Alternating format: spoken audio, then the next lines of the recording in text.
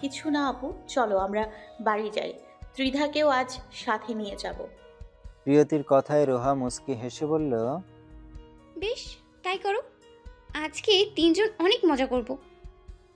দুজনকে এভাবে কথা বলতে দেখে ত্রিধা বেশ অবাক হলো। ত্রিধার মাথায় কিছুই ঢুকছে না।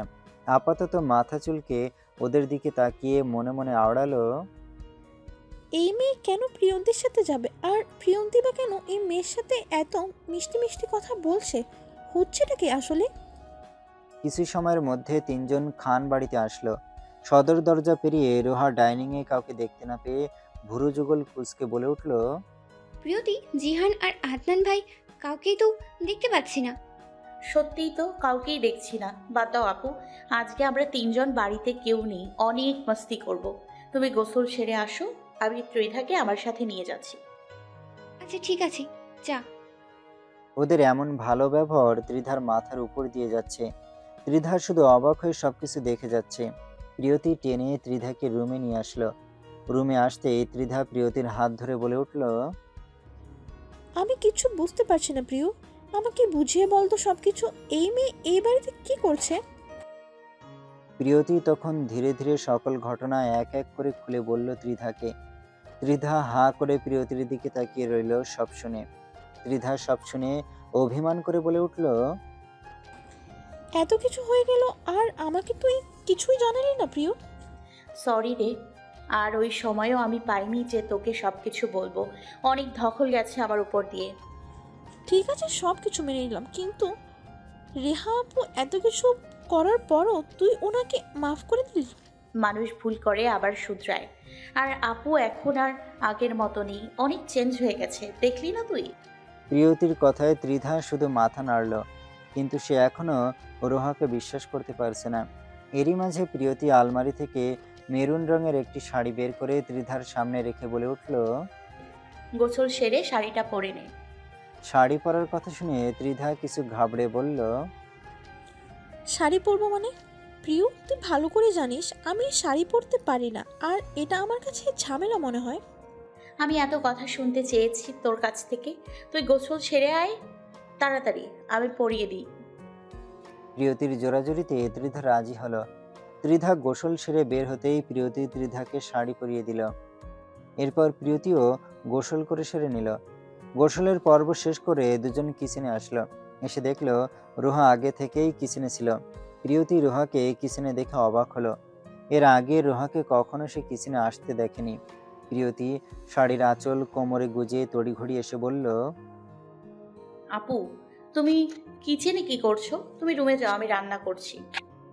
না, আজকে আমিও তোকে হেল্প করব। কিন্তু আপু। কোনো কিন্তু না, আমি তোকে রান্নার কাজে সাহায্য করব। প্রিয়তি আর কথা না বাড়িয়ে রান্নার কাজে লেগে পড়ল। আর রোহার টুকিটাকি সাহায্য করছে তাকে। অবশ্যই এতে অনেক কষ্ট হয়েছে রোহার, কারণ এর আগে রোহা কখনো রান্না বান্না করেনি, যার জন্য বেচারির কষ্ট হয়েছে।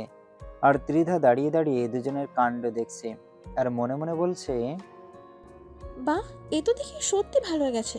মাফ ভালো হলে ভালো, কিন্তু আমার প্রিয়কে কম অপমান করিনি। মেয়েটা নিজেকে তাহলে শুধরালো? সত্যি কি শুধরিয়েছে? ভাবনার মাঝে প্রিয়তির কথা শুনতেই ত্রিধা সোজা হয়ে দাঁড়ালো। তারপর প্রিয়তির বলা কথাগুলো শুনতে লাগলো।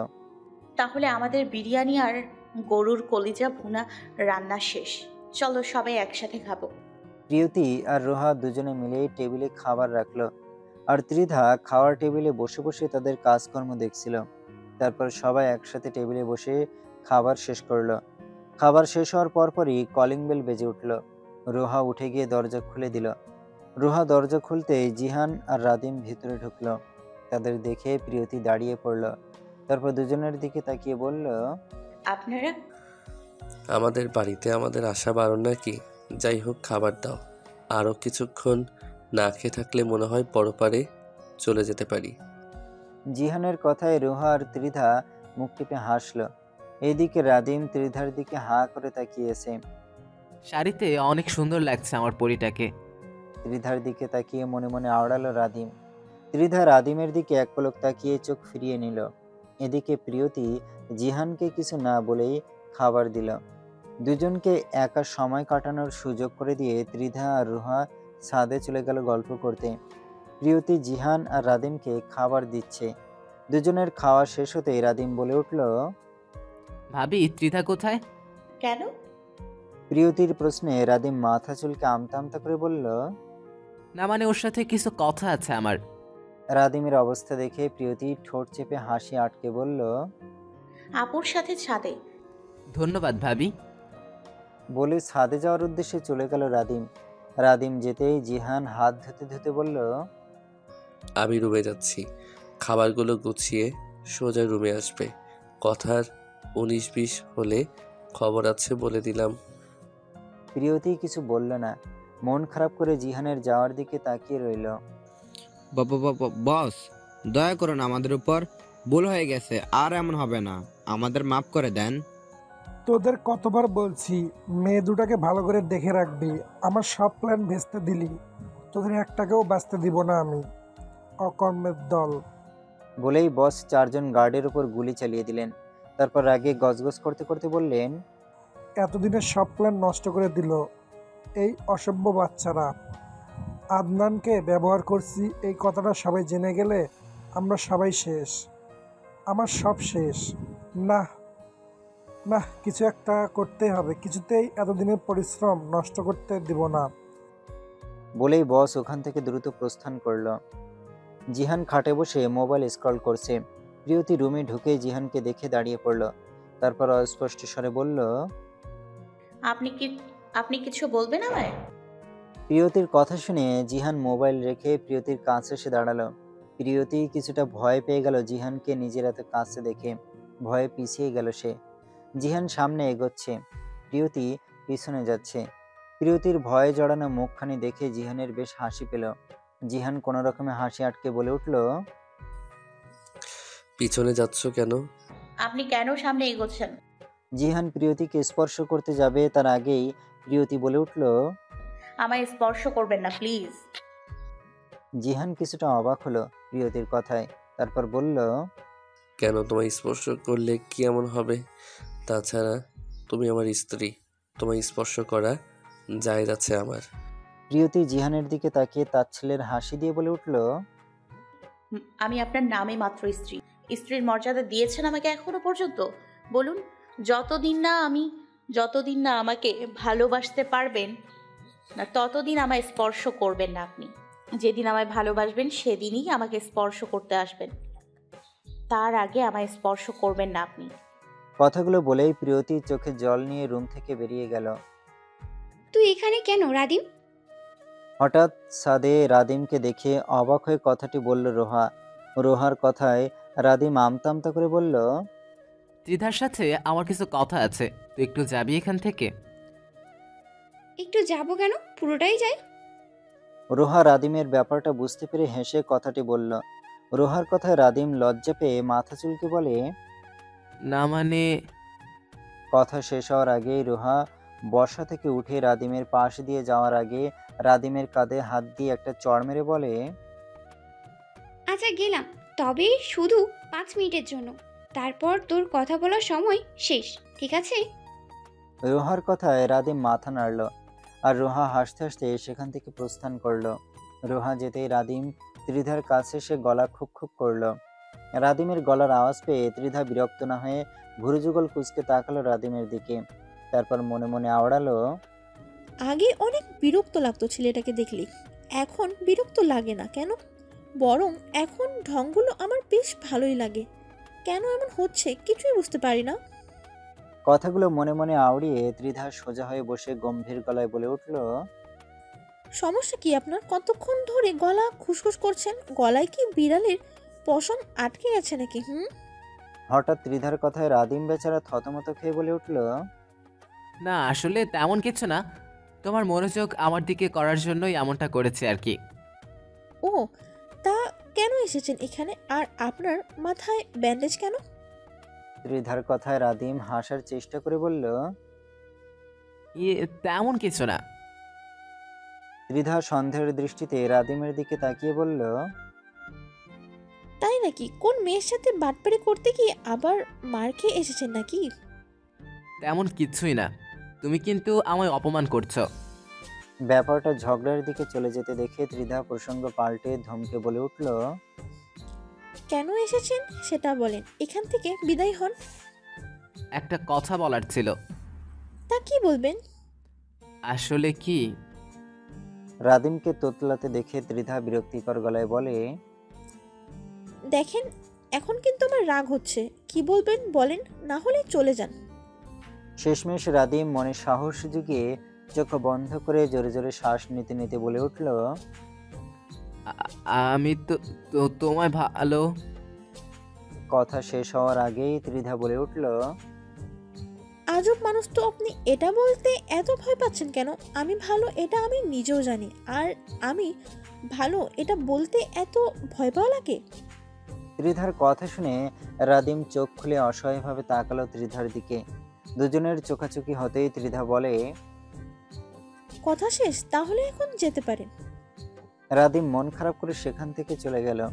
রাদিম চলে যেতেই ত্রিধা হাসতে হাসতে বলে উঠল, সত্যি ছেলেটা একটু দুষ্টু, কিন্তু ততটাও খারাপ নয়। অন্তত তাসফিরের মতো বেইমান নয়।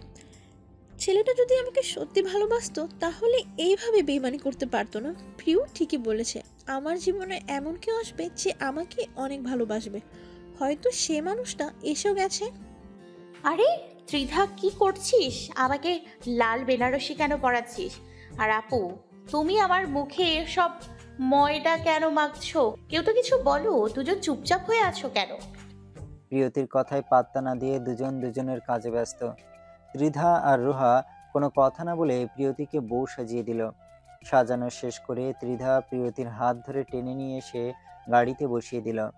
তারপর দুজন প্রিয়তির দুপাশে বসে পড়ল। দুজনের মুখে মুচকে হাসি লেগে আছে, কিন্তু প্রিয়তি কিছুই বুঝতে পারছে না। ওরা বসতেই ড্রাইভার কাকু গাড়ি চালানো শুরু করলো। এরই মধ্যে রোহা প্রিয়তির চোখে কালো এক টুকরো কাপড় বেঁধে দিল। কাপড় বাঁধতেই প্রিয়তি কাচুমাচু হয়ে বলল, আরে করছো কি তোমরা? আমার চোখ বাঁধছো কেন? প্রিয়তির কথার কোনো জবাব দিল না রোহা, শুধু নীরবে হাসলো। 1 ঘন্টা পর গাড়ি থামলো। রোহা আর ত্রিধা প্রিয়তিকে ধরে গাড়ি থেকে নামালো। গাড়ি থেকে নামাতেই প্রিয়তি অস্থির গলায় বলে উঠল, তোমরা একটু বলবে আমায় কি করছো তোমরা? আমার চোখের বাঁধন খুলে দাও না আপু, প্লিজ। ওর কোনো কথা না বলে প্রিয়তিকে রেখে সেখান থেকে চলে গেল। পাশ থেকে কারোর অস্তিত্বই টের না পেয়ে প্রিয়তি ভয় জড়ানো গলায় বলল, কথা বলছো না কেন? তোমরা কি আছো নাকি চলে গেছো? সব কিছু কেমন শুনশান লাগছে। হঠাৎ করেই প্রিয়তির ভয় লাগা শুরু করে। প্রিয়তি নিজেই দ্রুত চোখের বাঁধন খুলে ফেলল। চোখের বাঁধন খুলে ধীরে ধীরে চোখ খুলল সে। চোখ খুলতেই চারিদিকে কেমন ঝাপসা লাগছিল তার। আবারও ভয় জড়ানো গলায় বলে উঠল, এত অন্ধকার, ত্রিধা আর রোহা আপু কোথায় গেল? আমার ভীষণ ভয় লাগছে। ওরা আমায় একা রেখে কোথায় চলে গেল? ত্রিধা, ত্রিধা, কোথায় তুই? প্লিজ মজা করিস না আমার সাথে, প্লিজ। ভীষণ ভয় লাগছে আমার। কথাগুলো বলে প্রিয়তি অন্ধকারেই দাঁড়িয়ে রইল। হঠাৎ আলো জ্বলে উঠল। আলো জ্বলতেই প্রিয়তির মুখ অটোমেটিক হা হয়ে গেল। আশেপাশে চোখ বুলাতে বুলাতে প্রিয়তি অবাক গলায় বলল, কি সুন্দর লাগছে ড্রয়িংটা। বেলি, রজনীগন্ধা আর গোলাপ ফুল দিয়ে পুরো বাড়ির ভেতরটা সাজিয়েছে। কিন্তু এই বাড়িটা কার? ওরা আমায় এইখানেই বা কেন একা একা রেখে চলে গেল? কথাগুলো বলে প্রিয়তি ধীরে ধীরে সামনে এগোতে লাগলো। সামনে এগোতেই উপর থেকে ফুলের বর্ষণ শুরু হলো। ফুলের বর্ষণ হতে দেখে প্রিয়তি ভয়ের কথা ভুলে গেল। প্রিয়তি চোখ বন্ধ করে হাত দুটো প্রসারিত করে বলতে লাগলো, ইস, কি সুন্দর সারপ্রাইজ দিল ওরা আমায়। এত সুন্দর সারপ্রাইজ আমি কোনো দিনও পাইনি। তখনই প্রিয়তির সামনে থাকা একটি রুমের দরজা খুলে গেল।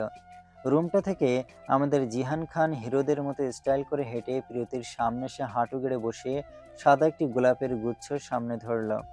প্রিয়তি জিহানের দিকে চোখ বড় বড় করে তাকিয়ে বলল, কি কি? এখনো বুঝতে পারছো না মায়াবিনী? মায়াবিনী শব্দটা শুনে প্রিয়তির মনের ভেতর ভালো লাগা কাজ করলো, কিন্তু প্রিয়তি কিছু বলল না। ভালোবাসি মায়াবিনী। আমাকে ভালোবাসি কেন বলছেন? আপনি আপনার মায়াবিনীকে গিয়ে বলুন, যান। মুখ ফুলিয়ে প্রিয়তি কথাটি বলল। জিহান মুচকে হেসে প্রিয়তির হাতে সাদা গোলাপ ফুলের গুচ্ছ ধরিয়ে দিয়ে প্রিয়তিকে কোলে তুলে নিল। হঠাৎ জিহানের কাজে থতমত খেয়ে বলে উঠল, আরে কি করছেন কি? আমায় নামিয়ে দিন বলছি, না হলে কিন্তু খুব খারাপ হবে বলছি। জিহান কিছু না বলে প্রিয়তিকে ফুলে সজ্জিত একটি রুমে নিয়ে আসলো। প্রিয়তি রুমে ঢুকতেই আরো বেশি অবাক হলো। পুরো রুমটা সাদা, লাল, গোলাপ আর বেলি ফুল দিয়ে সাজানো। গোলাপ আর রজনীগন্ধা দিয়ে খাট সাজানো হয়েছে। অসম্ভব সুন্দর লাগছে রুমটা। জিহান প্রিয়তিকে খাটে বসিয়ে দিয়ে নিজেও প্রিয়তির পাশাপাশি বসে। তারপর প্রিয়তির হাতের উপর হাত রেখে জিহান বলে, তুই বলেছিলে যেদিন আমায় ভালোবাসবেন সেদিন আমায় স্পর্শ করবেন। তাহলে শোনো প্রিয়, আমি তোমাকে ভালোবাসি, খুব ভালোবাসি। আজকে আমি তোমায় সম্পূর্ণ নিজের করে পেতে চাই, তোমার হাত ধরে বাঁচতে চাই। তুমি আমার নিঃশ্বাসের সাথে মিশে গেছো প্রিয়। প্রথম যেদিন দেখেছিলাম তোমায়, সেদিন থেকেই তোমার ওই চোখের মায়ায় পড়ে গেছি। তোমাকে ছাড়া প্রতিটি মুহূর্ত আমার কাছে যন্ত্রণাদায়ক মনে হয়। এই ছোট্ট বাড়িটা আমি আমার মায়াবিনীকে উপহার দিলাম। তোমাকে আজকে আমার আরেকটা সত্যি কথা বলবো। রাজীব চৌধুরী আর মিসেস রাইসা চৌধুরীর সন্তান একজন, আর সে হলো আদনান চৌধুরী। আমি ওনাদের নিজেদের সন্তান নই। আমাকে জিহান আর কিছু বলতে যাবে তার আগেই জিহানের মুখ চেপে ধরে প্রিয়তি বলে, আর বলতে হবে না, আমি সব জানি। এখন এই সব থাক, অন্য কিছু। কথার মাঝে বাধা দিয়ে জিহান দুষ্টু হেসে বলে, তাহলে কি করার কথা বলছো মায়াবিনী? প্রিয়তি লজ্জায় পড়ে গেল জিহানের কথায়। আমতা আমতা করে বলল। আসলে আমি জিহান প্রিয়তিকে আর কোনো কথা বলতে না দিয়ে প্রিয়তির ঠোঁটে ঠোঁট ছোঁয়ালো। জিহানের এমন কাজে প্রিয়তি কেঁপে উঠল। তারপর চোখ বন্ধ করে জিহানের স্পর্শগুলো অনুভব করতে লাগলো। আদনান ভাই, 2 দিন আপনি কোথায় ছিলেন আর এত রাতে? রোহার কথার মাঝে আদনান রোহার গলা টিপে ধরে। রোহার দম বন্ধ হয়ে যাচ্ছে, ছুটার জন্য আপ্রাণ চেষ্টা করছে। রোহার চোখ দুটো যেন বেরিয়ে আসবে এমন অবস্থা। আদনান রোহাকে ছেড়ে দিয়ে খাট থেকে ছুঁড়ে ফেলে দিল। রোহা প্রচণ্ড ব্যথা পেয়েছে। আদনানের ভয়ে শব্দ করতে পারছে না, গলা ধরে ঘন ঘন নিঃশ্বাস ফেলছে। আদনান নিচে এসে রোহার চুলের মুঠি ধরে রাগী গলায় বলে, সত্যি করে বল, তুই প্রিয়তিকে সব বলে দিয়েছিস? আমি কিছু বলিনি। তাহলে ওর সাথে তোর এত মাখামাখি কিসের? আমি সত্যি কিছু বলিনি। আমি তো তোমার ভালোর জন্য। শোন, যদি কাউকে কিছু বলেছিস তাহলে তোকে জ্যান্ত মাটিতে পুঁতে দিব। কথাগুলো বলে রোহার চুল ছেড়ে দিয়ে রুম থেকে বেরিয়ে যায় আদনান। আদনান যেতেই রোহা হাঁটুর মাঝে মুখ রেখে কান্না করতে লাগলো। ফজরের আজানের ধ্বনি কানে আসতেই প্রিয়তির ঘুম ভেঙে যায়। প্রিয়তি জিহানের নগ্ন বুকে মাথা রেখে শুয়ে আছে। রাতের কথা মনে পড়তেই লজ্জায় প্রিয়তির গাল দুটো লাল হয়ে গেল। প্রিয়তি বিড়বিড় করে লাজুক সুরে বলল, ওনার সামনে কি করে দাঁড়াবো আমি? মনে হচ্ছে লজ্জায় পরপারে যাওয়ার মতন অবস্থা হয়ে গেছে আমার। কথাগুলো বলে প্রিয়তি আরও কিছু সময় জিহানের বুকে মাথা রেখেছিল। তারপর উঠে গোসল সেরে নামাজ পড়ে নিল। নামাজ পড়ে জিহানের পাশে বসে। তারপর জিহানের নগ্ন পিঠে হাত রেখে নরম গলায় বলল, এই যে শুনছেন, উঠুন, গোসল সেরে নামাজ পড়তে হবে। জিহান নড়ে চড়ে উঠল। পিঠে নরম কোমল হাতের স্পর্শ পেয়ে জিহানের ঘুম কিছুটা ভাঙল। জিহান নিভু নিভু চোখে অস্পষ্ট গলায় বলল, আর একটু ঘুমাই না বউ? জিহানের ঘুমো ঘুমো কণ্ঠে বউ কথাটি শুনে প্রিয়তি স্মিত হাসল। তারপর কঠোর গলায় বলল, না, আর একটু ঘুমানো যাবে না, নামাজ পড়বেন, উঠুন। জিহানকে টেনে টুনে উঠিয়ে বসিয়ে দিল প্রিয়তি। জিহান হাই তুলে হামি দিয়ে বলল, নামাজ পড়তেই হবে আজকে বউ, কাল থেকে পড়ি না। প্রিয়তি মেকি রাগ দেখিয়ে বলে, না, এখন গোসল করে নামাজ পড়বেন। কি আর করার। জিহান ঘুম চোখে নিয়ে উঠে দাঁড়ালো। দাঁড়িয়েছে ঠিকই, কিন্তু ওয়াশরুমে যাচ্ছে না দেখে প্রিয়তি দাঁতে দাঁত চেপে জিহানকে ঠেলে ঠেলে ওয়াশরুমে পাঠিয়ে দিল। কিছু সময় পর জিহান গোসল করে বাহির হতে দেখে প্রিয়তি রুমে নেই। প্রিয়তিকে না পেয়ে জিহান টাওয়েল দিয়ে মাথার চুল ঝাড়তে ঝাড়তে বলে, ধুর, বউটা কি বোঝে না? ওরে না দেখে আমি থাকতে পারি না। আবার কোথায় চলে গেল?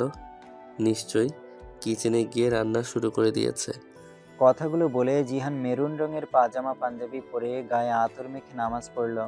তারপর জায়নামাজ গুছিয়ে খাটে বসতেই প্রিয়তি ট্রে হাতে করে হাজির হলো রুমে।